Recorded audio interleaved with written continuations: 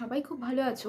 আজকে যে বইটা রিভিউ করব তার নাম হলো 24শে ডিসেম্বর পৌলমী গঙ্গোপাধ্যায়ের লেখা। তাহলে চটপট শুরু করা যাক আজকের রিভিউটা।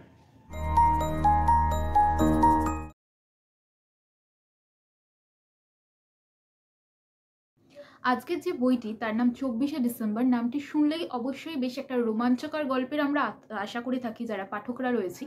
এটি একটি থ্রিলার বা রহস্যজনক বই।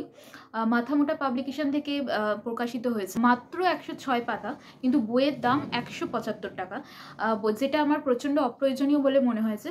বইয়ের কোয়ালিটি যথেষ্ট খুবই ভালো, পাতাগুলোও বেশ মোটা মোটা।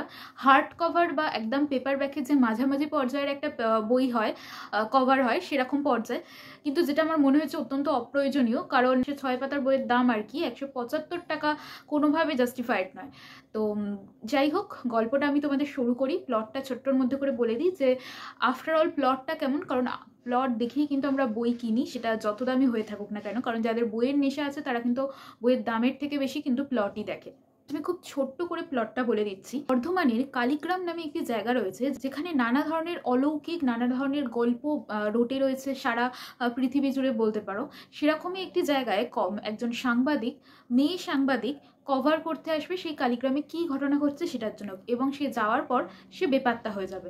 তারও 1-2 মাস পর তার দিদি বা বোন সেখানে যাবে তাকে খুঁজতে, যে আমার দিদি মেয়েকে পাওয়া যাচ্ছে না, সেখানে খুঁজতে যাবে। এবং সেখানে পুলিশের থানা যেখানে রয়েছে, লোকাল পুলিশ, সেখানে খোঁজ করা থেকে শুরু করে নানা জায়গায় খোঁজ চালানো সত্ত্বেও কিচ্ছু জানতে পারবে না, এবং কিছুদিনের মধ্যে সেও বেপাত্তা হয়ে যাবে।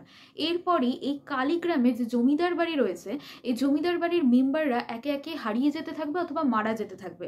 এরপরই গল্পের এন্ট্রি হবে কলকাতা ক্রাইম ব্রাঞ্চ সৌভিকের। সে তার টিম নিয়ে এখানে আসবে এবং সেটাটি তদন্ত করবে। প্রথম ঘটনার মোড় একরকম হলেও সেটা কিন্তু অন্যদিকে ঘটনাটা, পুরো গল্পটা মোড় ঘুরে যাবে, এবং এটা নিয়েই পুরো গল্পটা। এবার আসি যে আমার কেমন লাগলো গল্পটার এইটুকু মানে 106 পাতার গল্প এবং প্লটটা এইটুকুর বেশি কিছু বলার নেই। গল্পটা আমার মাঝামাঝি লেগেছে, প্লটে কোনো নতুনত্ব নেই বা কোনো চমকপ্রদ ব্যাপার নেই। যখন লেখক এখানে গল্পের মাঝামাঝি জায়গায়, যেখানে পাঠককে ধরে রাখতে হবে, একটা উত্তেজনার ব্যাপার থাকবে, একটা জানার আগ্রহ থাকবে, ঠিক তখনই কিন্তু বইয়ের পাতা শেষ হতে শুরু করে। তো এটাই বলা ভালো যে একদম সাধারণভাবেই গল্পটা শেষ হয়েছে, কিন্তু মাঝখানের যে পাঠককে ধরে রাখার লেখনির যে একটা বাঁধন থাকে, সেটা কিন্তু যথেষ্ট ভালো হয়েছে। ওয়ান টাইম পড়ার মতো, পড়লে খুব একটা খারাপ লাগবে না, টাইম কেটে যাবে, এরকম একটা ব্যাপার। আমার গল্পটা যেহেতু মাঝখানটা এত সুন্দর লিখেছে যে একটা দারুণ কিছু টুইস্টের আশা করছি আমরা পাঠকরা, সেটা যদি আরও একটু বাড়ানো যেত গল্পটা, আমার মনে হয় আরও বেশি ভালো হতো। এছাড়া গল্পটা আমার বেশ ভালোই লেগেছে। এর ওপরই আমি চাচ্ছি গল্পটার সমস্ত লিঙ্ক, বইটার আমি সমস্ত লিঙ্ক আর কি দিয়ে দেবো ডেসক্রিপশন বক্সে, তোমরা সেখান থেকে চেক করতে পারো।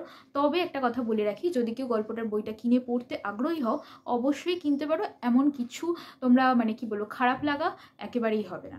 আজকের আমার গল্প এতটুকু।